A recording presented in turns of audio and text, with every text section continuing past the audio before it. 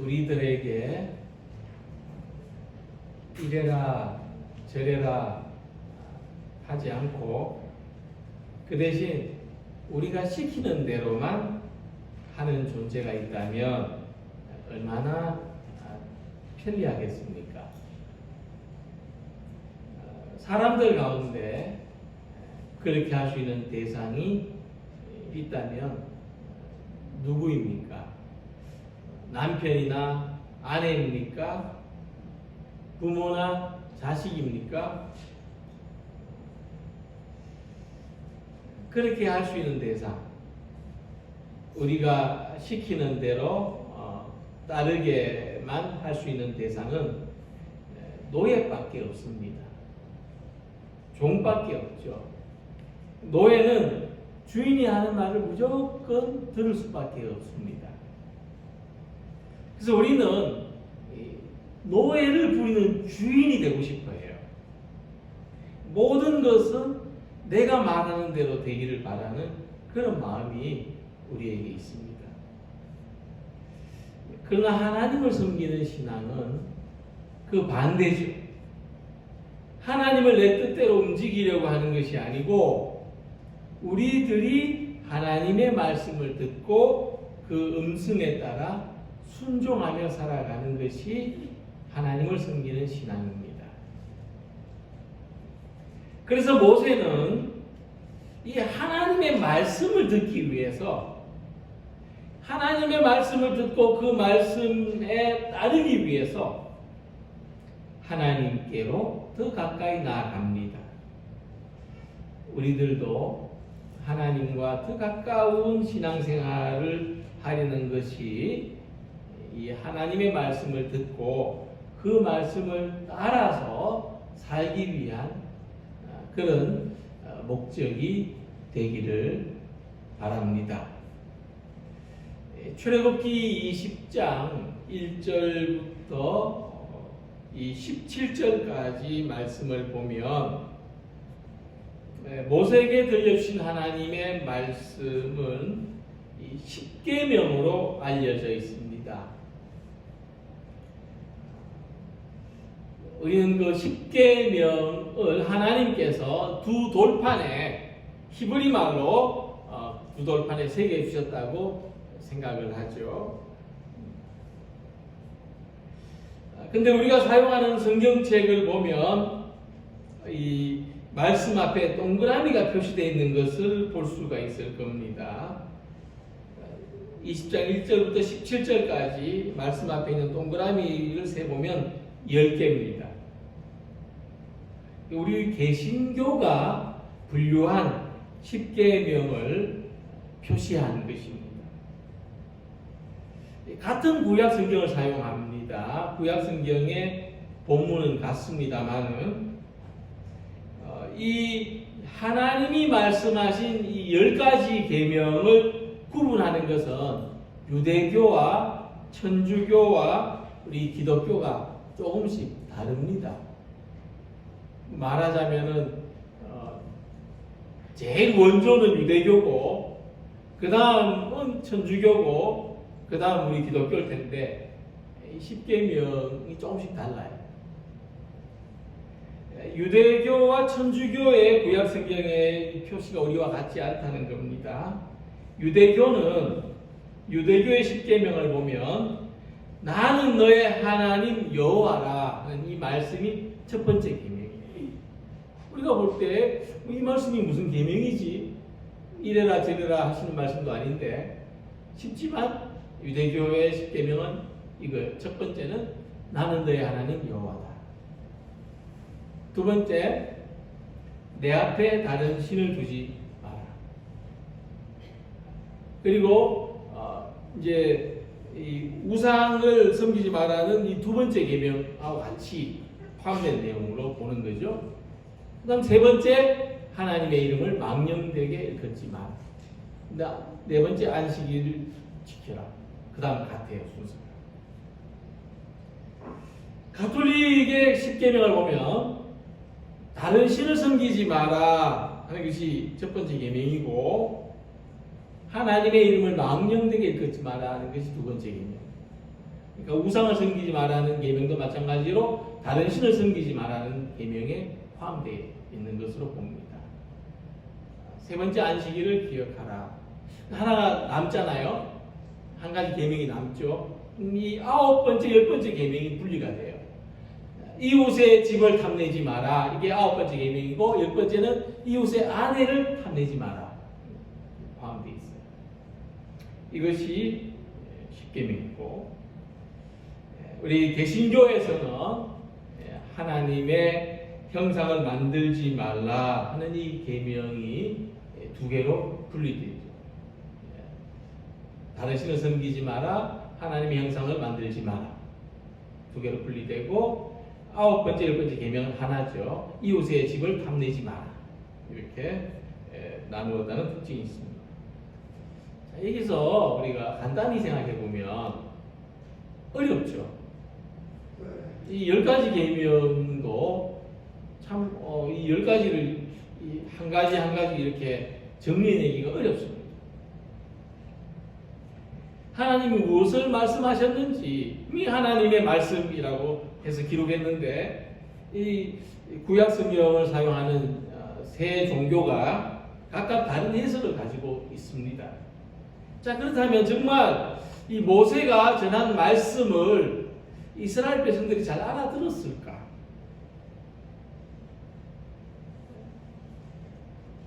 모세는 말로 전했죠. 말로 전했습니다. 그 다음에 나중에 글로 기록이 됐죠. 말로 한 번 듣는 것보다는 글로 써서 여러 번 보는 게 훨씬 이해하기가 쉽습니다. 그러니까 이스라엘 자손들이 이 모세가 전한 말씀을 한 번 듣고는 그게 무슨 말씀인지 이해하기가 대단히 어려웠다고 볼 수 있습니다.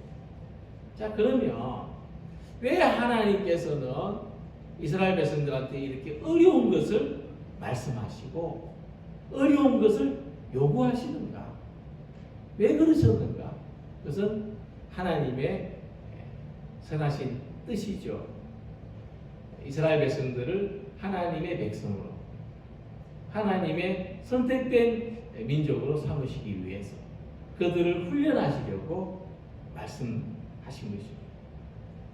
마찬가지로 우리들도 이 세상에서 우리가 들어야 하는, 듣고 싶은 말 또는 뭐 들어야 되는 말, 읽고 보고 느끼고 깨닫고 하는 것들이 참 많지만 그 가운데서 우리들이 오늘 하나님의 말씀을 듣고 하나님 말씀을 지키고 사는 것은 우리가 하나님 나라의 백성이 되어서 살기 위해서입니다. 우리가 이 세상에 발을 붙이고 살고 있지만 우리 시민권은 하늘에 있다. 내 소속은 하늘나라다. 우리가 이것을 알고 비록 우리가 이 땅에 대한민국이라고 하는 땅에 살고 있지만 우리가 이 땅에서도 내 근본, 내 소속은 하나님의 나라에 있다는 것을 알고 하나님 나라 백성으로 살아가는 우리 모두가 되시기를 바랍니다. 오늘 말씀을 통해서 하나님께서 이스라엘 백성들에게 주신 이 계명을 생각해 보면 맨 먼저 하나님은 그분이 누구신가를 이야기해 줍니다. 그리고 우리가 그분에 대해서 어떻게 해야 되는지를 말씀하고 있습니다. 2절 말씀에 나는 너를 애굽 땅 종되었던 집에서 인도해낸 내 하나님 여호와니라 하고 말씀하십니다. 하나님은 이스라엘 자손들을 애굽의 노예 생활에서 해방시킨 분이십니다. 이스라엘 백성들과 하나님과의 어떤 결정적인 만남, 하나님 할 때 빼놓을 수 없는 분. 그건 어떤 분이냐? 우리를 애굽의 노예 생활에서 해방시키신 분. 이것은 하나님과 우리 사이에 아주 근원적인 관계를 이야기합니다. 우리를 구원하신 분이 하나님입니다. 하나님은 우리를 구원하심으로 우리의 하나님이 되신 것이죠. 하나님이 우리가 하나님을 부를 때는 하나님 나를 구원하셨다는 이 관계 설정이 그 속에 있는 것입니다. 그래서 우리 하나님이 우리에게 맨 처음 주신 계명은 너는 나 외에 다른 신들을 내게 두지 말라. 내가 너를 구원했지 않느냐? 구원이 나에게 있지 않느냐? 너는 나 외에 다른 신을 섬기지 마라. 다른 신이 구원을 가져다 줄 것으로, 다른 신이 복을 줄 것으로 생각하지 마라. 그렇게 믿지도 마라. 그래서 이 계명은 하나님하고 우리 사이에 맺어진 어떤 배타적인 계명입니다. 마치 무슨 어떤 계약서를 쓰듯이 말이죠. 하나님하고 나하고만 관계를 맺기로 한다. 하나님을 사랑하는데 다른 무엇이 개입할 수 없다는 그런 계명입니다. 하나님을 사랑하는데 다른 무엇이 개입할 수 없고 내가 하나님보다 더 사랑한 어떤 것을 내가 두지 않는다. 부활하신 예수님이 베드로에게 질문하셨죠. 베드로야, 네가 나를 사랑하느냐? 이렇게 물으실 때는 뭐냐면 내가 세상에서 얻는 유익보다 내가 나의 분신처럼 소중하게 생각하는 대상보다 내가 나 자신보다도 더 하나님을 사랑한다는 고백입니다. 이 고백이 믿음의 최고 봉우리입니다. 제일 높은 믿음의 제일 봉은 내가 하나님만을 사랑합니다.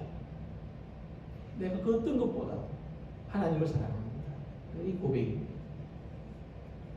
남녀가 결혼을 하고 가정을 이룰 때 거기 모인 많은 사람 앞에서 나는 이 여자만을 사랑하겠습니다. 나는 이 남자만을 사랑하겠습니다. 고백을 하죠. 그리고 그 자리에서 모인 사람들이 이 두 사람의 사랑에 대해서 증인을 하는 거죠. 그래서 우리가 이 계명은 하나님께서 우리를 사랑하시고 우리는 하나님만을 사랑해야 되는 관계라는 것을 가르쳐 줍니다. 특히 이 계명은 영적인 생활에 대한 말씀이죠. 영적인 생활은 뭐냐면 우리가 그냥 영적인 생활은 주일날 교회 와가지고 예배 드리는 것이 영적인 생활이다 이렇게 생각하기가 쉬운데 그 근원적으로 하나님을 소중히 여기고 사랑하는 것이 영적인 생활입니다. 오늘 우리의 삶이 이런 영적인 생활이 우리의 삶이 되시기를 소망합니다. 예수님께서도 마음과 목숨과 뜻을 다해서 하나님을 사랑해야 된다고 말씀하셨습니다. 내 마음을 다하고 목숨을 다하고 뜻을 다하여 주 너의 하나님을 사랑하라 하셨으니 이것이 크고 첫째 되는 계명이다. 이 하나님을 사랑하라는 말씀이 강요나 의무처럼 들리지 않았으면 좋겠습니다. 우리가 사랑을 온전히 경험하고 나면 사랑을 한다는 것이 그것은 이 강요나 의무로 할 수 없는 것이 내 속에서 나와야 되는 거죠. 근데 이거 아무도 막을 수도 없습니다. 사랑하지 말라고 해도 막아지지 않습니다. 예수님께서도 어떤 강요나 의무로 하나님을 사랑하라 이렇게 말씀하시지 않았습니다.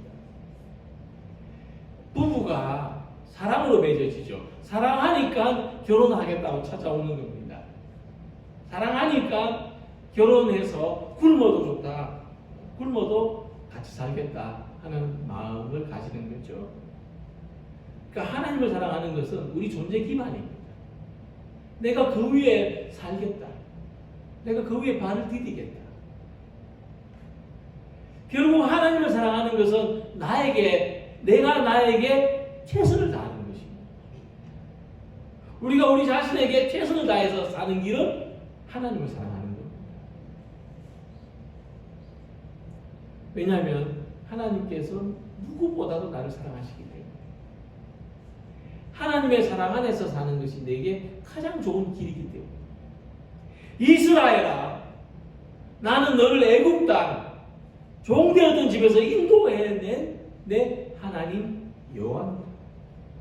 하나님 우리 자신에게 우리에 대한 하나님 자신의 사랑을 알려주십니다. 나는 너에게 이런 사랑으로 너를 사랑한다. 이 하나님을 매 순간 사랑하면서 살아가는 성도님들이 되시기를 소망합니다. 두 번째로, 그럼 우리가 하나님을 어떻게 사랑해야 되는가? 하나님 사랑하는 법을 말씀해 주십니다. 다른 사람도 마찬가지. 우리가 다른 사람을 어떻게 사랑할 수 있는가? 우리가 나 외에 다른 어떤 대상들도 어떻게 사랑할 수 있는가? 했을 때 하나님을 하나님으로 섬기는 것이 하나님을 사랑하는 방법입니다. 내가 다른 사람을 사랑한다고 할 때 이 사람을 이 사람으로 사랑해야 되죠. 그것이 이 사람을 사랑하는 방법입니다. 이 사람을 다른 것으로 어떤 다른 이미지로 씌워놓고 너는 이렇게 돼야 돼. 이거는 그 사람 사랑하는 게 아닙니다. 그냥 그 사람을 그 사람으로 사랑하는 거죠. 우리 자녀들을 사랑할 때 옆집에 좀 봐라. 옆집에 얼마나 공부도 잘하고 인물도 잘하고 키도 크고 뭐. 그러면 옆집애를 사랑하는 거지. 자기 자녀를 사랑하는 게 아니죠. 그래서 우리가 하나님을 다른 것으로 대체해서 바꾸어서 섬기지 말아야 됩니다. 그게 뭐냐면 우상을 만드는 거예요. 하나님 형상을 만드는 거예요. 우리가 하나님을 왜곡할 수 있는 가장 대표적인 것이 하나님 형상을 만드는 겁니다. 이렇게 딱 만들어 놓고 여러분 지금부터 이것이 하나님의 형상입니다. 이것이 하나님의 모양입니다. 우리는 이 하나님을 섬겨야 됩니다.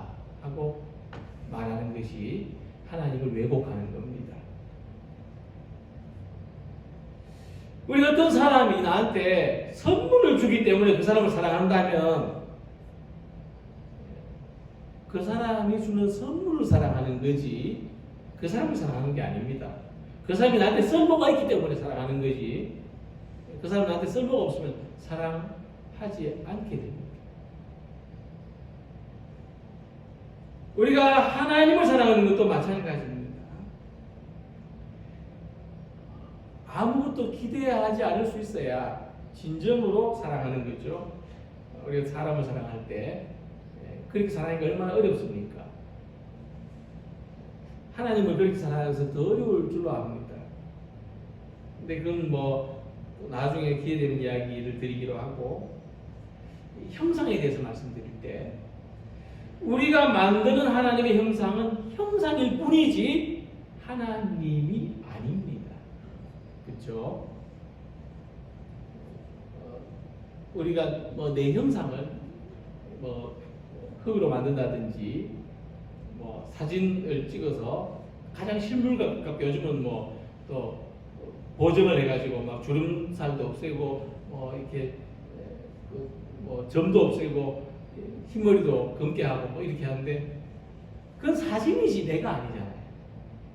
그건 사진이지 내가 아닙니다. 하나님의 형상도 마찬가지죠. 그건 하나님이 될 수가 없죠. 하나님은 형상화할 수 없는 분이십니다. 그래서 예수님께서 말씀하셨죠. 하나님은 영이십니다. 하나님의 영이라는 말씀은 하나님은 형상화할 수 없는 분이다. 그림으로도 조각으로도 나타낼 수 없는 분이다. 그래서 하나님은 영이시니 영으로 하나님을 예배해야 된다. 그렇죠? 하나님은 소의 형상을 가졌으니 소의 형상을 만들어서 예배해야 된다. 이렇게 말씀하신 게 아닙니다. 하나님은 영이시니 영으로 예배해야 된다. 형상화할 수 없는 하나님을 예배한다. 우리들이 그리는 개념보다 더 크신 하나님, 내가 생각하는 사랑보다 더 크신 사랑을 가지신 하나님, 내가 생각하는 어떤 공의보다 더 엄격한 잣대를 가지신 하나님, 그 하나님을 예배하는 것입니다.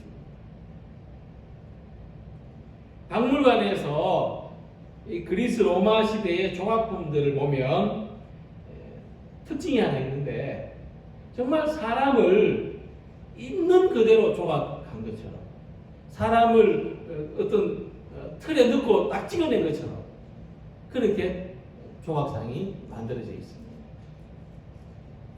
근데 사실은 그 조각상의 그 인물이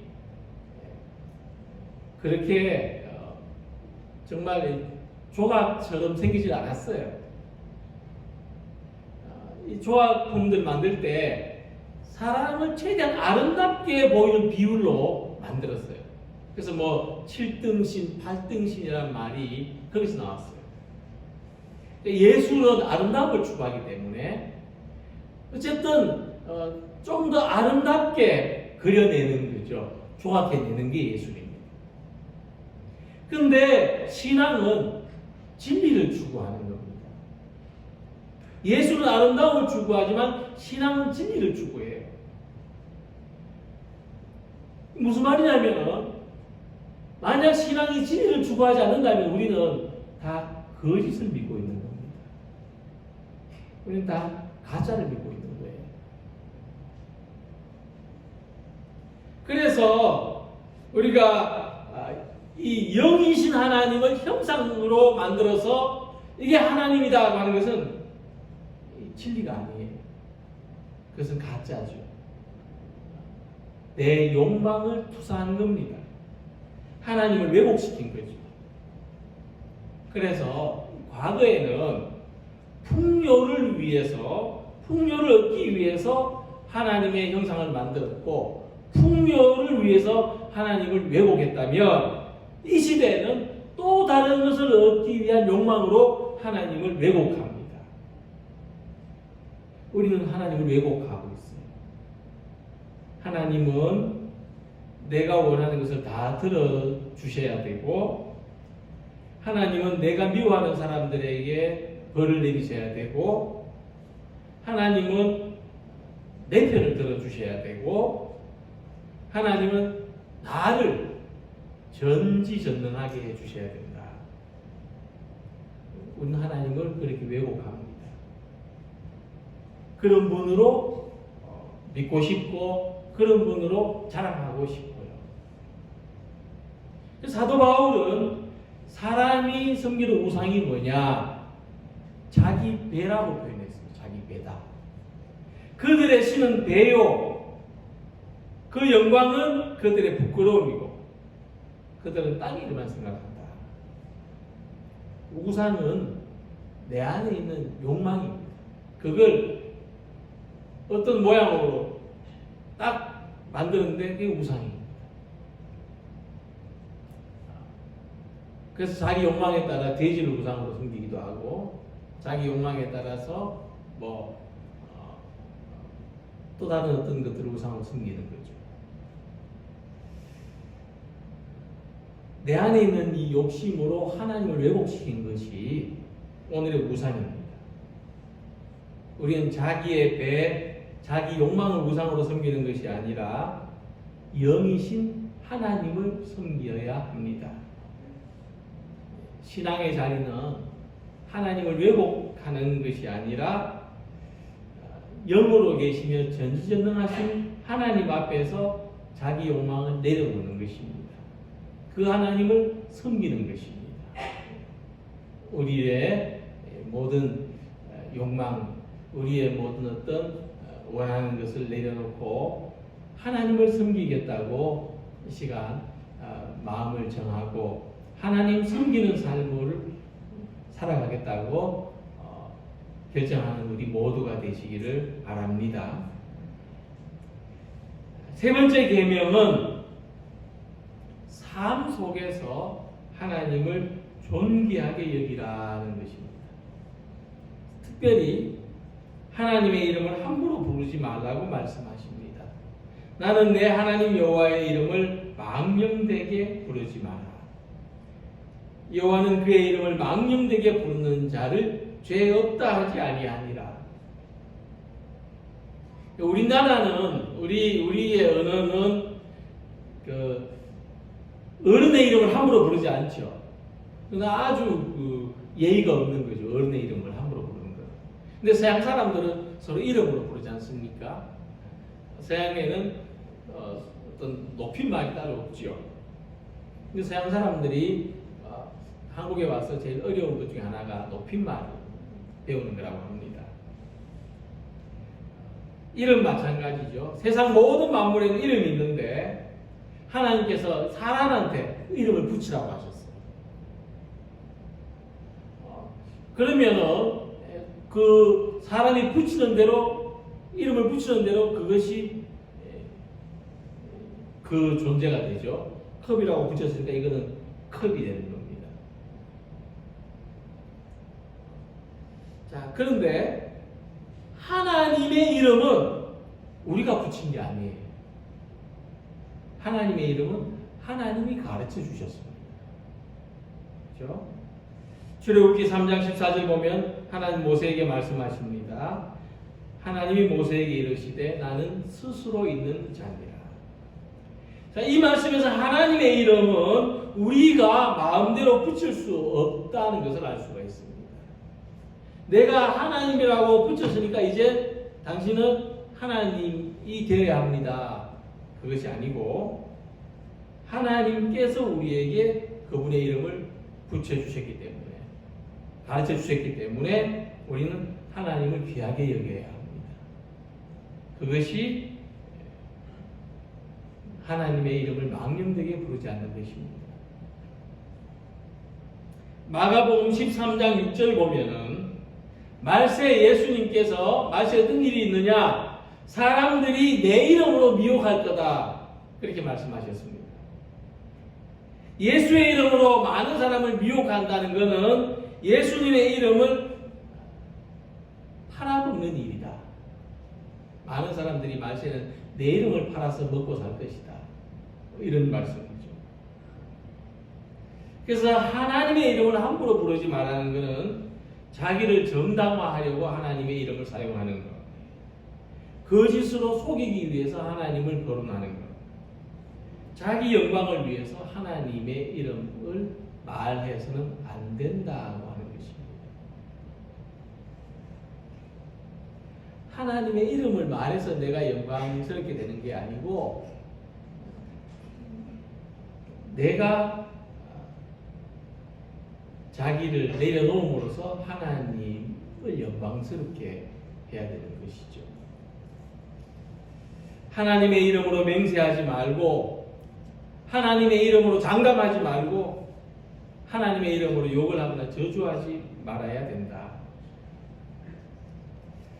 하나님의 이름을 우리가 가지고 있기 때문에 하나님이 그 이름을 우리에게 가르쳐 주셨기 때문에 우리가 하나님의 이름을 알고 있기 때문입니다. 그래서 우리한테 하나님의 이름에 대한 책임이 있습니다.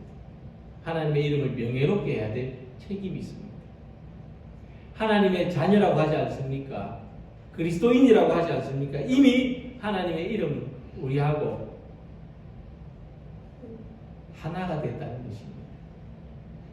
며칠 전에 뉴스를 보니까 이 코로나 집단 감염이 된 어떤 선교회 건물에 성경 구절이 새겨져 있었는데 인근 상인들이 와서 계란을 던지는 그런 장면들이 있었습니다.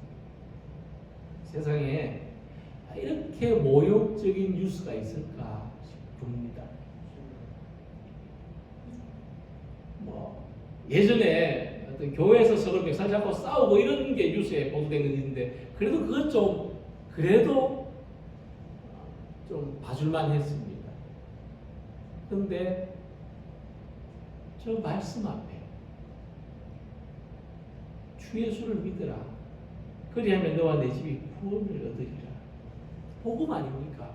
우리 선배들이 맞으면서도 옥에 갇히면서도 목숨을 바치면서도 외쳤던 말씀 아닙니까? 마치 예수님 얼굴에 계란이 던져지는 것처럼 참 치욕스럽고 이런 뉴스가 방영이 돼야 되나 싶은 좀 그런 원망이 생길 정도로 봐주기가 어려웠습니다.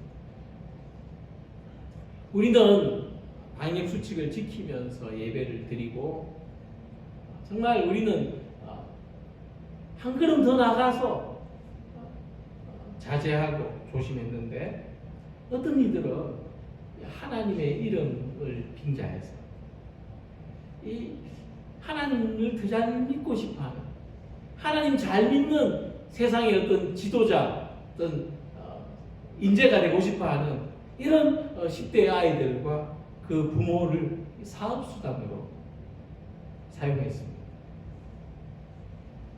이런 모습들을 보면서 우리 교회는 그렇지 않다 이렇게 말하고 싶은 게, 이 뉴스를 보는 사람한테 우리 교회는 그런 교회가 아닙니다. 내가 믿는 하나님, 내가 믿는 신앙은 그런 신앙하고 다릅니다. 이렇게 말하고 싶습니다.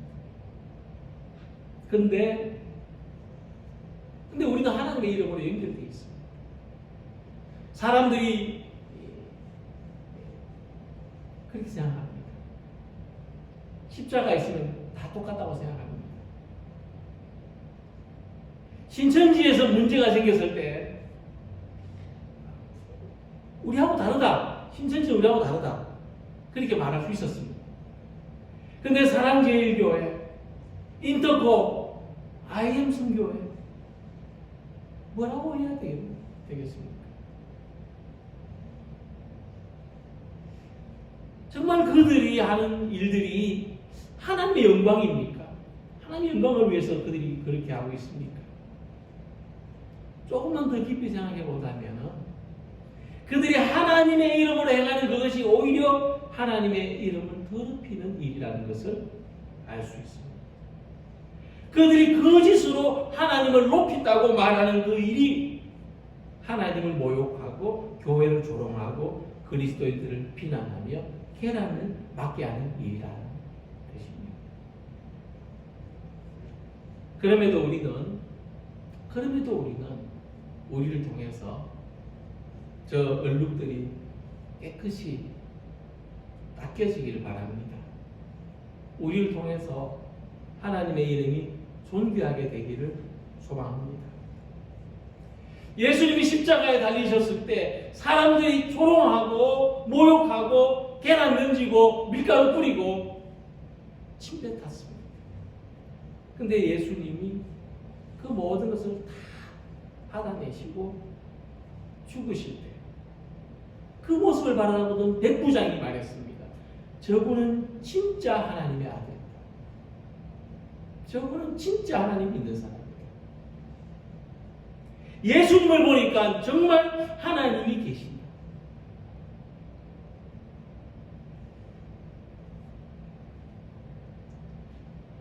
지금까지 교회가 보여왔던 모습이나 전도하는 모습, 선교하는 방법을 이 코로나 시대를 지내면서 우리가 근원적으로 다시 한번 생각해 봐야 됩니다. 마태복음 5장 16절에 그들로 너희 착한 행실을 보고 하늘에 계신 너희 아버지께 영광을 돌리게 하라고 말씀하셨습니다. 예수님은 그들이 너희의 착한 행실을 보도록 하라 이렇게 말씀하셨습니다. 우리가 볼 때 착한 행실을 보여주어라 그게 아닙니다. 우리가 생각할 때 옳다고 하는 모습을 보여줘라 그게 아니에요. 기독교가 세상에서 기독교를 바라보는 그 안목을 잃어버렸어요. 눈이 멀었습니다. 우리는 자기밖에 볼 줄 몰라요. 거울에 비친 자기 모습을 우리는 못 봅니다. 다른 사람이 볼 때 선한 모습의 교회가 되어야 됩니다. 선한 삶의 교인이 되어야 되고 선한 일을 하는 선교회가 되어야 됩니다. 선한 목적을 가지고 일하는 기독교 단체가 되어야 합니다. 다른 사람이 볼 때 어느 누가 보더라도 내가 옳다고 내가 선하다고 한 것이 옳은 것이 아니었습니다. 선한 것이 아니었습니다. 교회는 이제 그것을 볼 수 있어야 됩니다. 교회는 사람을 위로하고 격려하는 분위기로 가득한 곳이 되어야 합니다. 교인들은 친절하고 배려 깊은 이웃들이 되어야 합니다. 선교회는 말로서가 아니라 몸으로서 복음을 전해야 하는 곳이 되어야 합니다. 기독교 단체는 도움이 필요한 곳과 교회를 잘 연결해 주는 곳이 되어야 합니다. 세상에서 보이는 착한 모습을 통해서 하나님의 이름이 높임을 받으시도록 하나님의 이름을 아는 사람답게 살아가는 우리 모두가 되시기를 소망합니다. 하나님은 우리들이 복되게 살기를 원하십니다. 그래서 하나님은 지금도 말씀하십니다. 하나님은 우리가 어떻게 살든지 입을 꾹 닫고 계시지 않습니다. 말씀하십니다. 하나님만을 섬겨서 하나님의 사랑 안에서 살기를 원하십니다. 하나님의 형상을 만들어 왜곡하지 않고 영과 진리로 계신 하나님을 섬기며 살기를 원하십니다. 하나님의 이름을 영광되게 하여서 우리도 영광 얻기를 원하십니다. 오늘도 하나님의 말씀을 듣고 그 말씀대로 살아가려고 힘쓰는 신앙인들이 하나님의 자녀 그리스도인들이 다 되시기를 주님의 이름으로 기원합니다. 기도드리겠습니다.